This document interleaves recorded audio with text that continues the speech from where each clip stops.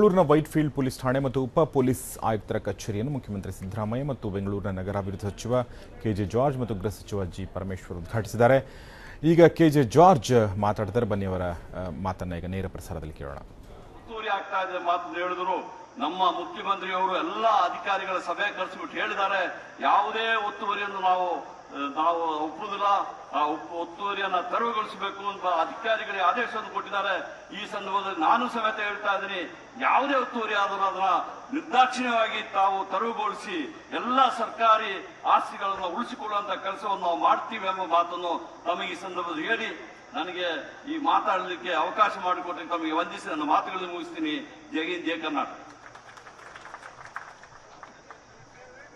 ಸಾರ್ವಜನಿಕರಿಗೆ ಯಾವುದೇ ರೀತಿಯಾದಂತಹ ತೊಂದರೆ ಆಗದ ರೀತಿಯಲ್ಲಿ ಸರ್ಕಾರ ತನ್ನ ಕೆಲಸವನ್ನು ಮುಂದುವರಿಸಲಿದೆ. ಅದರಿಂದ ಸಾರ್ವಜನಿಕರು ನಿಶ್ಚಿಂತೆಯಿಂದ ಜೀವನವನ್ನ ಮಾಡಬಹುದು ಅನ್ನುವಂತಹ ಭರವಸೆ ಮಾತುಗಳನ್ನು ಶ್ರೀ ಕೆಜೆ ಜಾರ್ಜ್ ತಿಳಿಸಿದ್ದಾರೆ. ಅವರಿಗೆ ಎಲ್ಲರ ಪರವಾಗಿ ವಂದನೆಗಳು. Thank you sir. ಇನ್ನೀಗ ವೈಟ್ಫೀಲ್ಡ್ ಕ್ಷೇತ್ರದಲ್ಲಿ ಈ ಬಗೆಯ ಒಂದು ಹೊಸ ಹೆಜ್ಜೆ, ಇದನ್ನ ಆಗು ಮಾಡಿಕೊಟ್ಟಂತಹ ಸಮಾರಂಭದಲ್ಲಿ ಭಾಗವಹಿಸಿರುವಂತಹ ನಮ್ಮ ಮಾನನೀಯ ಅತಿಥಿಗಳಿಗೆ ವೈಟ್ಫೀಲ್ಡ್ ನಿವಾಸಿಗಳ ಪರವಾಗಿ ಸ್ಥಳೀಯ ಕಾರ್ಪೊರೇಟರ್ಗಳು, ಮುಖಂಡರು ಎಲ್ಲರೂ ಒಟ್ಟಾಗಿ ಗೌರವವನ್ನ ಅರ್ಪಿಸುತ್ತಿದ್ದಾರೆ.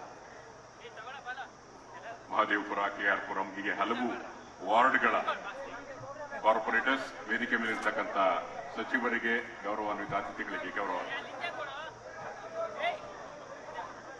ಎಲ್ಲ ಕಾರ್ಪೊರೇಟರ್ಗಳು, ಸ್ಥಳೀಯ ಮುಖಂಡರು ಒಟ್ಟಾಗಿ ಇದನ್ನ ಸಾಧನೆ ಮಾಡಿಕೊಡ್ತಿದ್ದಾರೆ.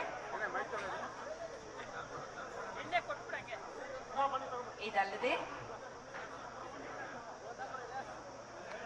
ವೈಟ್ಫೀಲ್ಡ್ ಪೊಲೀಸ್ ಠಾಣೆ ಮತ್ತು ಉಪ ಪೊಲೀಸ್ ಆಯುಕ್ತರ ಕಚೇರಿ